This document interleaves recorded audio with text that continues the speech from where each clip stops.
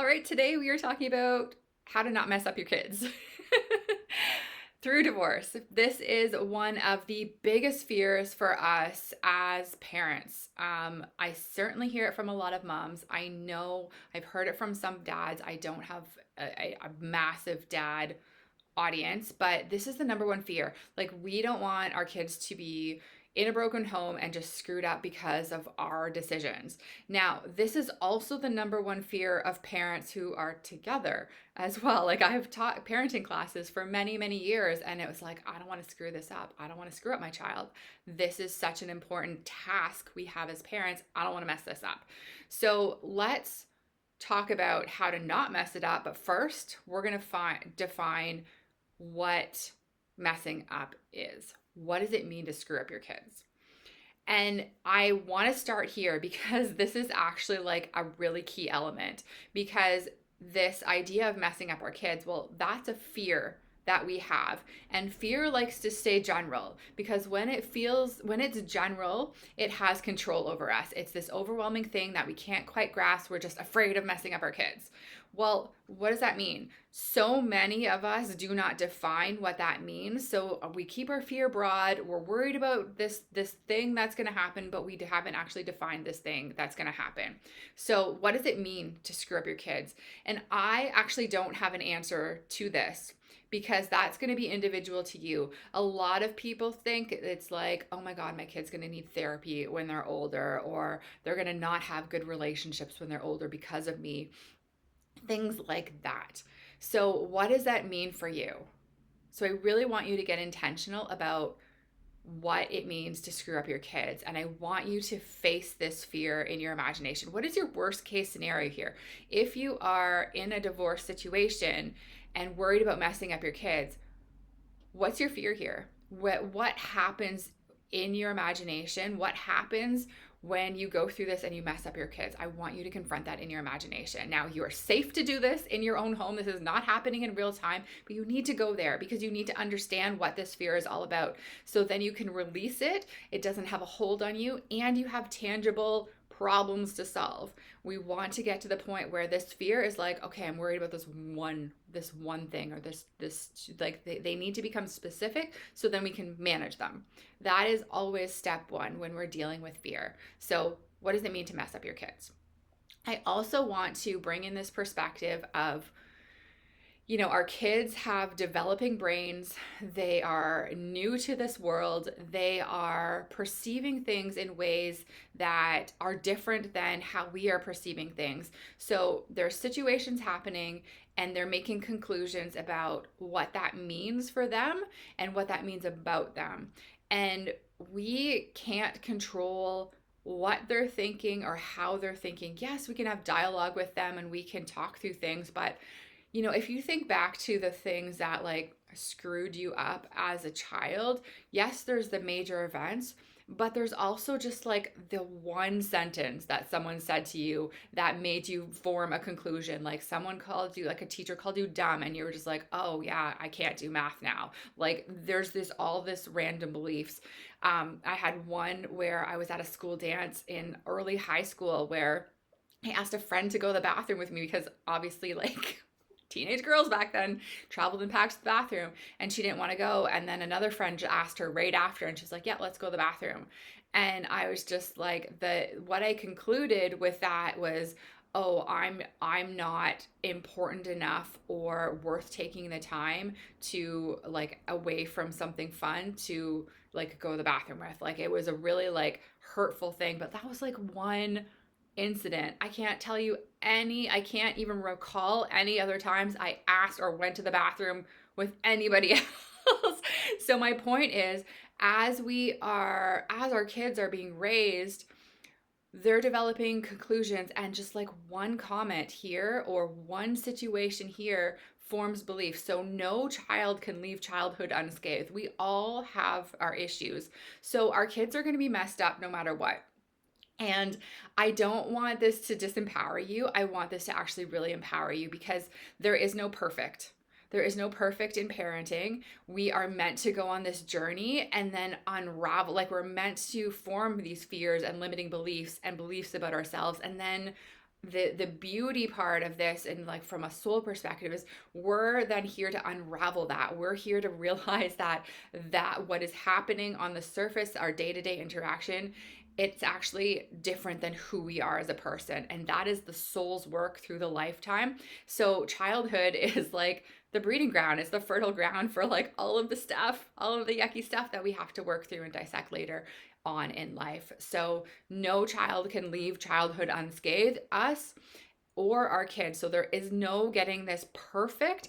So when we think about messing up our kids, it's about basically to what degree we are messing them up. So in the way we mitigate against that is we focus on what we can control.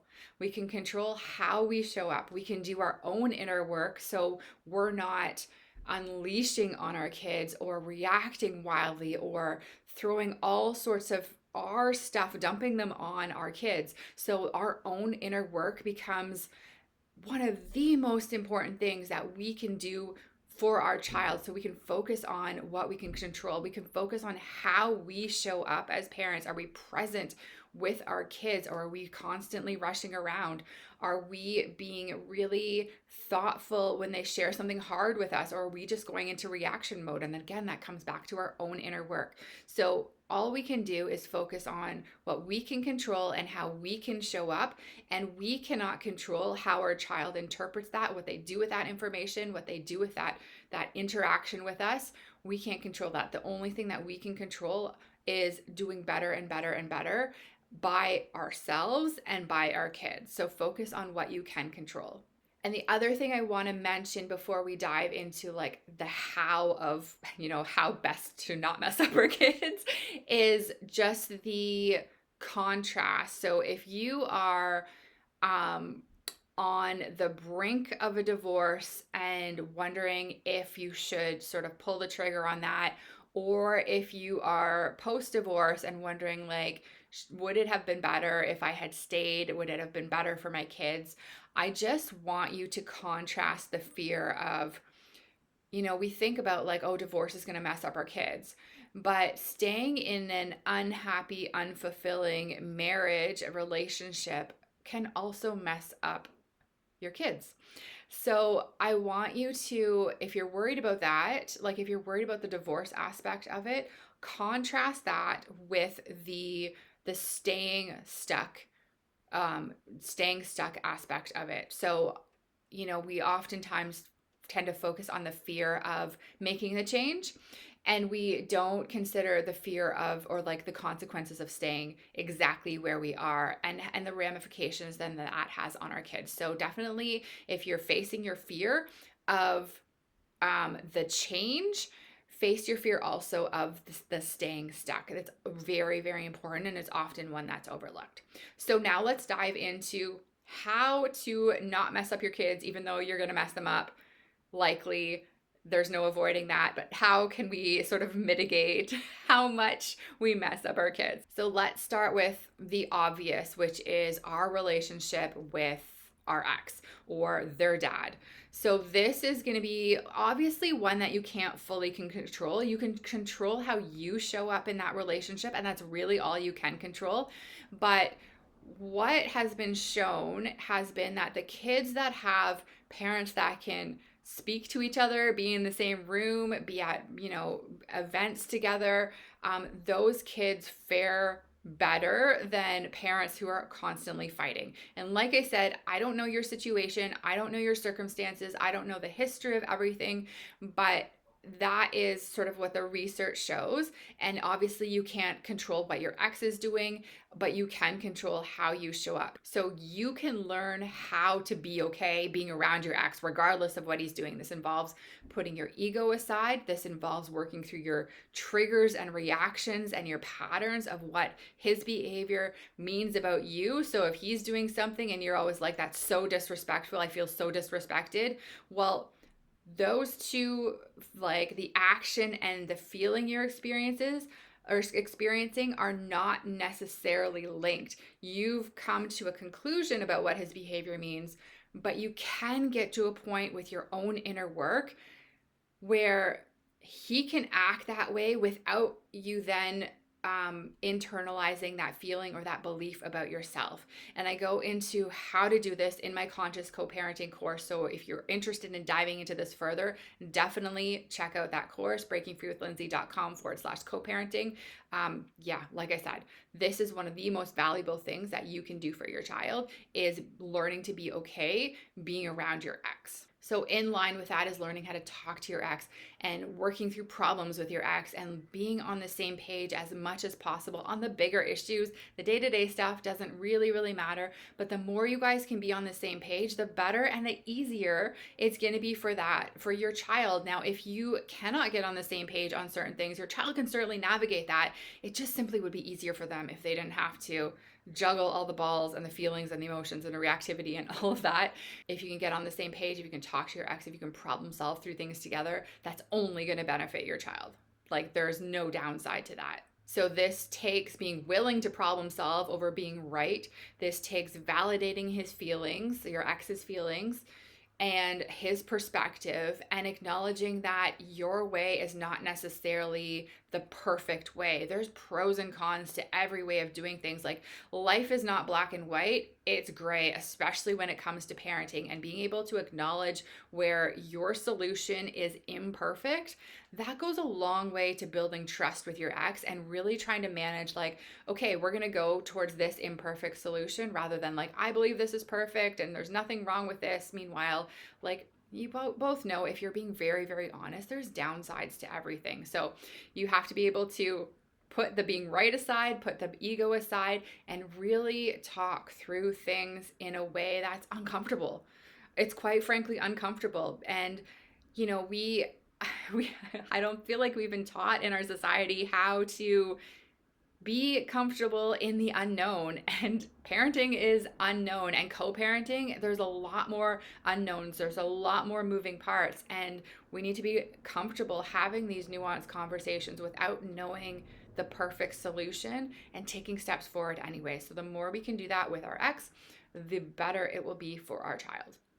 The next thing that we can do to create a supportive environment for a child and to sort of mitigate how we're not messing them up is to be present with your child. And this has become so hard with our like rush, busy, do mentality, where, you know, rushing from work, school, extracurriculars, getting to dinner on the table, bed, to like all, like, we're on our phones, we're distracted.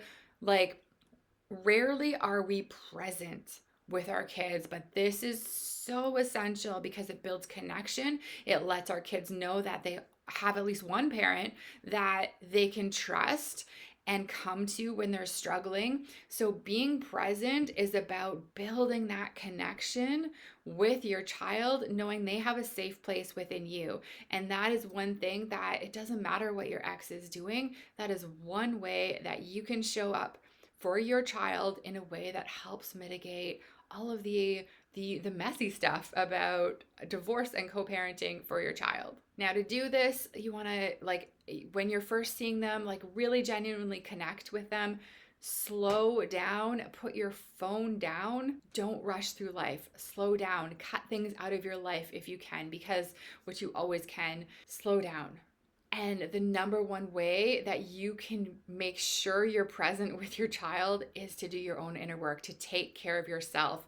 When we are in an overwhelmed state, we can't be present for our child. We are more reactive, but we're also more scatterbrained. We're just like, oh my God, there's this to do, and we're focused on this. And then we've started these 5 other things, and we're just like, we have all these unfinished tasks around the house, and we're like, that is a sign you're in overwhelm. You're not being present. So the more you can take care of yourself, ground into your body, and really relax, which is so hard for us as women, but a practice skill that you can absolutely learn, the better you're going to be able to be present with your kids. The reason you're not able to be present with your kids is you can't be present with yourself.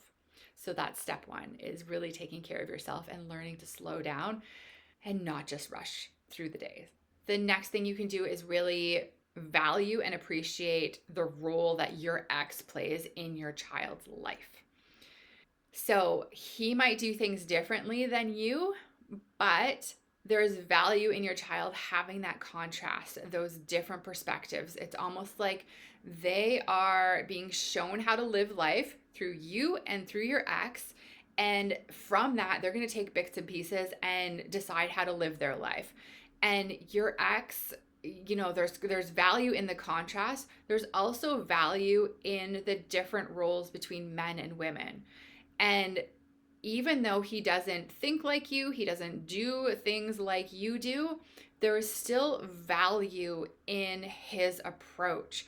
So the more you can appreciate and recognize and value what their dad brings to the table, the better it will be for your kids, because you're not going to be in this like, oh, he's doing it wrong, you're criticizing. Like, it's just an added layer of like reassurance for yourself. Like, reflecting on this for yourself like will relax your body when it comes to dealing with your ex or thinking about your kids being at your ex's house. So the more you can appreciate and value the role he plays, it's different than the role that you play, the better that's going to be for your kids. Now, like I said, obviously you cannot control what your ex is doing. You cannot control whether he's doing the inner work to release his own triggers and patterns and fears and all of that. The only thing that you can control is yourself, and you can absolutely control and work through your internal stuff so you can show up with your ex in a way that is very grounded and centered and non-reactive, and you can show up for your child in a loving and present way. And that will mitigate all of the risks, not all of the risk, that will mitigate a lot of the risk in terms of, addressing that, will you mess up your kids, or how to mitigate against that. So those are the things that you can control. You can't control your ex, but you can show up. You can be in the same room with your ex, regardless of what he's doing, and not be triggered by him. And you might not be there now, but you can absolutely get there. So just simply like some internal work and a skill. That is it. And that's absolutely something that you can learn. And the more work that you do on yourself, you become a different person and other people start reacting. So it creates this beautiful ripple effect. So yeah, you can't control your ex, but when you start to change, he'll be forced to change his responses to you and how he shows up around you. So honestly, the most important part of this is doing your own inner work, because that's going to show your kids how to work through their own stuff. It's also going to change the dynamics of your relationship with your ex, and that is the one thing that you can control. So that is the good news. And yes, it's uncomfortable and it takes a lot of work. And if you need help with that, definitely check out my Conscious Co-Parenting course, and I will see you next time.